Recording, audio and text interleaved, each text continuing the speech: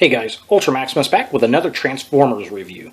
This time we're taking a look at a Beast Machines figure, and it is Noble Savage, or as the packaging called him, Beast Changer. And the package itself called him Beast Changer because they couldn't get the rights to Noble Savage. So that's, I guess, why they called him Beast Changer. And he's a unique figure. He holds a couple different uniqueness titles.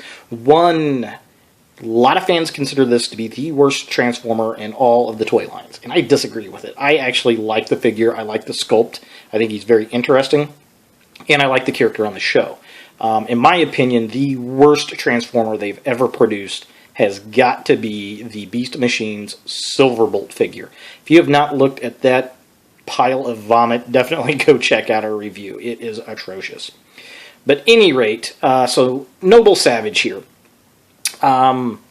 Really dug the character on the show. He was essentially a ruse by Megatron. His spark was in a completely organic body. He was, trying to fool the Maximals. He ended up discarding this body and uploading his spark to a ship. And the organic stayed alive, which was really, really cool. He did speak at first, when Megatron inhabited him. Once he discarded the organic shell, he became very animal-like and bonded with Nightscream, kind of like they say a boy and his dog kind of deal. So there are two modes to this character. This is the only character that goes from full beast to full beast kind of thing. I mean, some of the mutants kind of did that, I guess. But he's also a completely organic Transformer. He had no technology to him.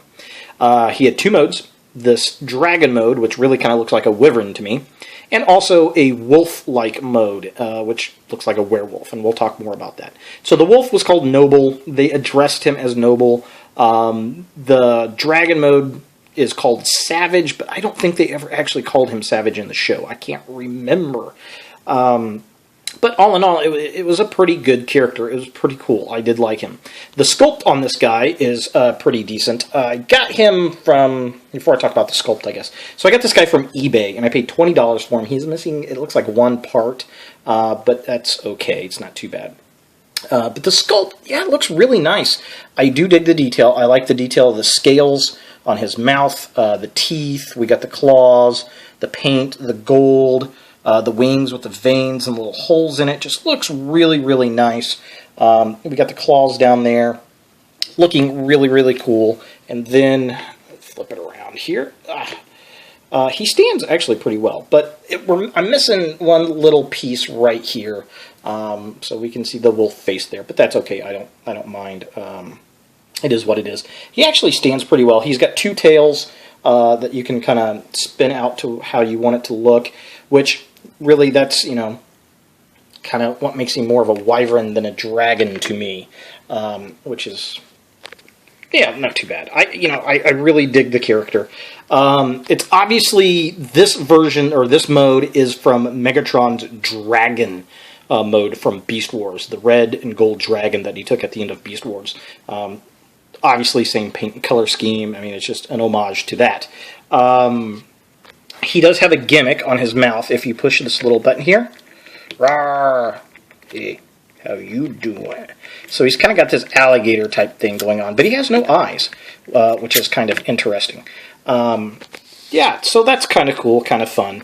He also has a gimmick on his claw, which I'll show in the wolf mode, but if I can get the crystal here. So here's his beast crystal. There we go. And his crystal is unique in the fact that it is a combination of a Viacon and a Maximal logo. No other character on the show had that symbol. Of course, him, he being an organic, he didn't have a crystal on the show, but the toy obviously has to have one, right? So yeah, I thought that was kind of interesting. So let's get this guy over into his wolf mode, and let's see what we think of that. Alright, so here we have Noble Savage in his wolf mode, I guess.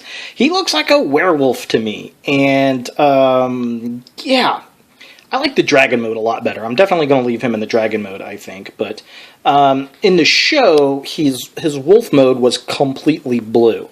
Obviously, we have some blue here. The underside of the wings are blue to kind of give you a little bit more blue. And the wings actually do detach. If you look, you can kind of see they peg down in there, and they do pull off pretty easy. So if you don't want the wings on there to make him look more like a wolf, you can do that. He actually stands pretty well considering how tiny his little feet are. That surprises me.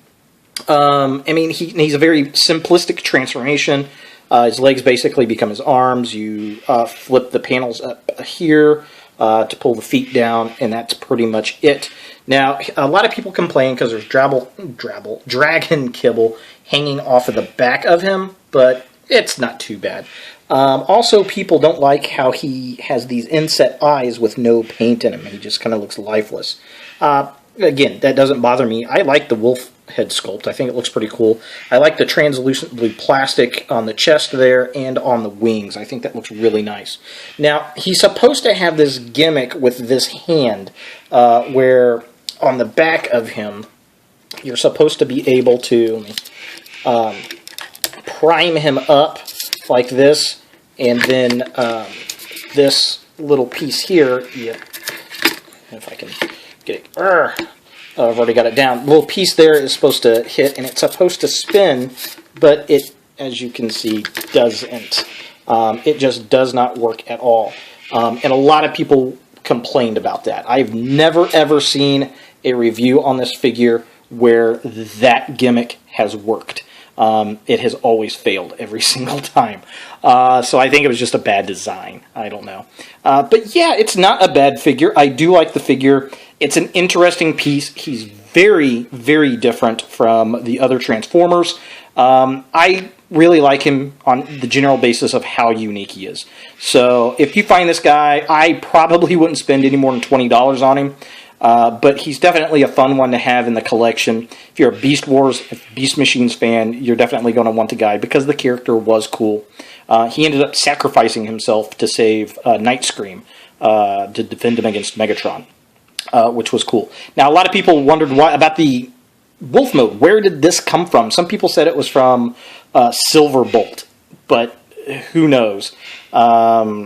Maybe that was part of the ruse. I don't know. They really don't explain why Megatron had a wolf mode.